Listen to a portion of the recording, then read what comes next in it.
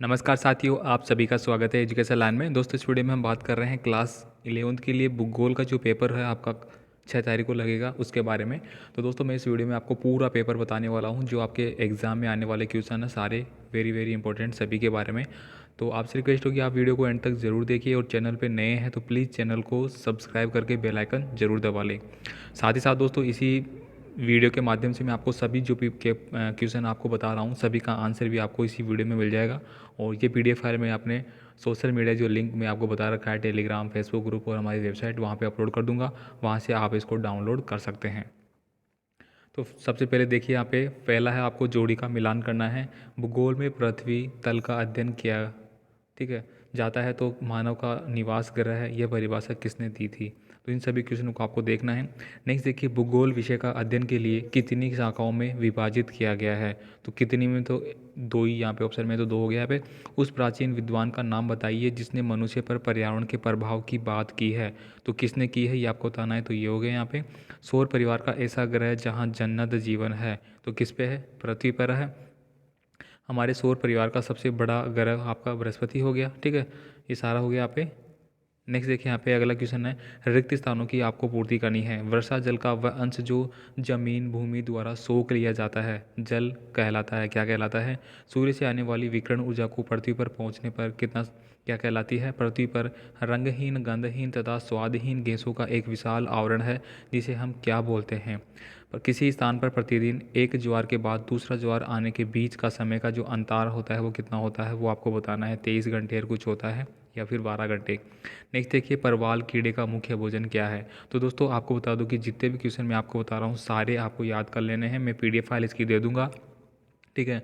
बाकी मैं गारंटी लेता हूँ दोस्तों, यहाँ से आपके 80% पर्सन है वो मिलने वाले हैं। अगर आपने इस वीडियो को पूरा देख लिया, पूरी जो पीडीएफ फाइल है अगर आप इसको पढ़ लिया, तो 80% आपका पेपर है वो करेक्ट हो जाएगा। नेक्स्ट देखिए, यहाँ पे दिया गया है बहु विकल्प जो पर्सन है उनके आंसर आपको देने हैं। निम्नलिखित में से कौन सी जलधारा तापमान में अन्य धाराओं से भिन्न है। नेक्स्ट देखिए, भूगर्भिक संरचना की दृष्टि से भारत का सबसे प्राचीनतम भूभाग कौन सा है। आपको बताना है भारत में हिमालय की सर्वोच्च चोटी कौन सी है। तो दोस्तों, भारत में कंचनजंगा है।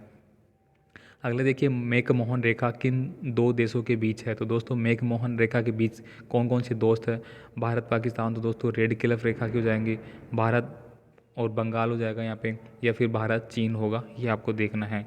संसार का सबसे बड़ा डेल्टा भारत की कौन सी नदी पे बनाता है। तो दोस्तों, किस पे बनता है, ये आपकी गंगा नदी पे बनता है। नेक्स्ट देखिए, एक शब्द में आपको उत्तर देने हैं। भारत के दक्षिण में स्थित महासागर का नाम क्या है।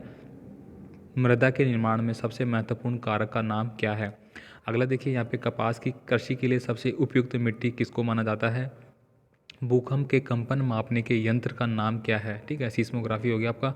धरातलीय शैलों का अपने स्थान से खिसकना, यानी अपने स्थान से जो भी धरातल है वह खिसक कर टूट कर गिरना क्या कहलाता है। अगला देखिए, यहाँ पे दोस्तों आपको दिया गया है चट्टानों का आर्थिक महत्व, या फिर आप बता सकते हैं जलप्रपात क्या है, इसकी संरचना कैसी होती है। तो दोस्तों, सारे क्वेश्चन बहुत ही ज़्यादा इंपॉर्टेंट है। मैं आपसे फिर से रिक्वेस्ट करूँगा दोस्तों, आप चैनल को सब्सक्राइब करके बेल आइकन जरूर दबा लें, साथ ही वीडियो को लाइक कर दे, दोस्तों को शेयर करें, ठीक है। बाकी आप कमेंट भी कर सकते हैं, आपका कोई भी कमेंट है और आपके जो पेपर है उनके रिगार्डिंग भी आप कमेंट कर सकते हैं, जो भी आपके पेपर लग रहे हैं, ठीक है। अगला देखिए दोस्तों, आपको यहाँ पे दीर्घ ज्वार का सचित्र वर्णन करना है। बंद सागरों में खारा पानी सर्वाधिक क्यों पाया जाता है। यानी कि दोस्तों, जो बंद सागर होते हैं उनमें सबसे ज़्यादा खारापन क्यों पाया जाता है, इसका कारण आपको बताना है।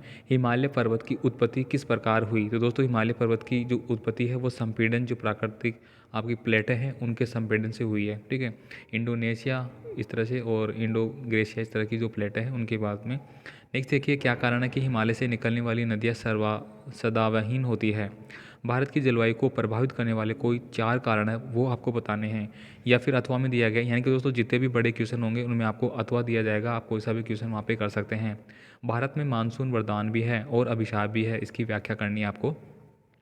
अगला देखिए, प्राकृतिक आपदाओं से आप क्या समझते हैं, इनमें से कैसे बचा जा सकता है, या भूकंप से बचाव के उपाय आप लिख सकते हैं। क्वेश्चन नंबर 11 देखिए, सियाल, सीमा और नीफे से क्या तात्पर्य है, सचित्र आपको इसका वर्णन करना है। नेक्स्ट प्रश्न देखिए यहाँ पे, भूकंप किसे कहते हैं, भूकंप आने के कारण क्या है वो आप यहाँ बता सकते हैं। क्वेश्चन नंबर 12 देखिए, निम्नलिखित में से किन्हीं दो पर आपको संक्षिप्त में टिप्पणी लिखनी है। वायुमंडल की संरचना पे लिख सकते हैं, जल एवं थर समीर पे लिख सकते हैं। तो दोस्तों आपको बता दूँ कि जल समीर है वो आपका चलता है दिन के समय, और जो थल समीर है वो चलता है आपके रात के समय।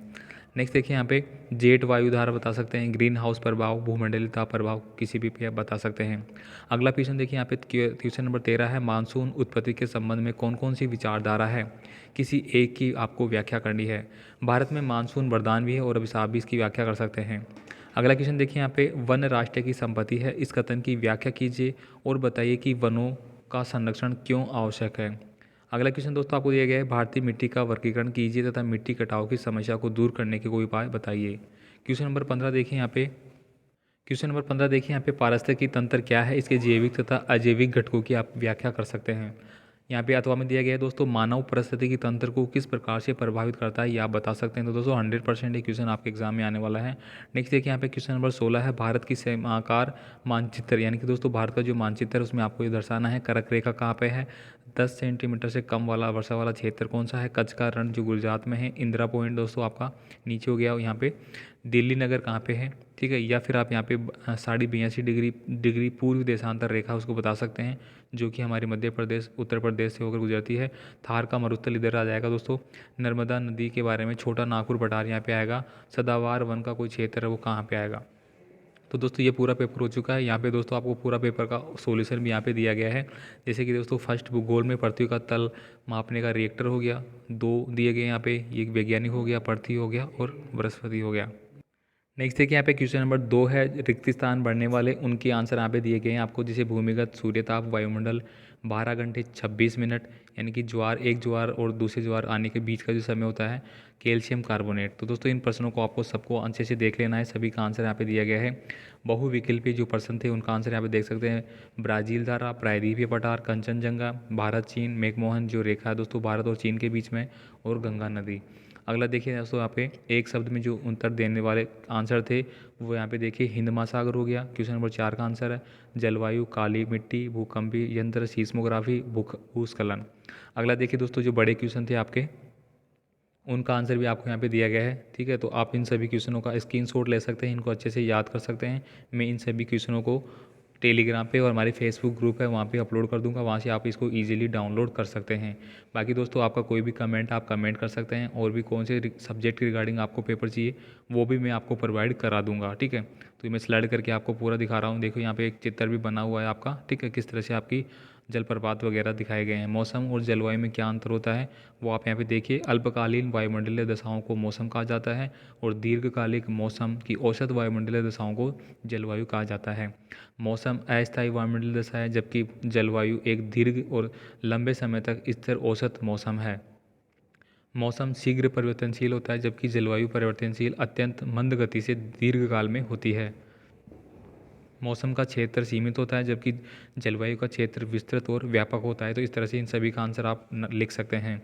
अगला देखिए, वायुदाब की भिन्नता के जो आंसर था वो आपको यहाँ दिया गया है। तापमान का प्रभाव, जलवाष्प का प्रभाव, ऊंचाई का प्रभाव, पृथ्वी में दैनिक जीवन के प्रभाव, सभी आपको यहाँ पे बताए गए हैं जितने भी क्वेश्चन हैं।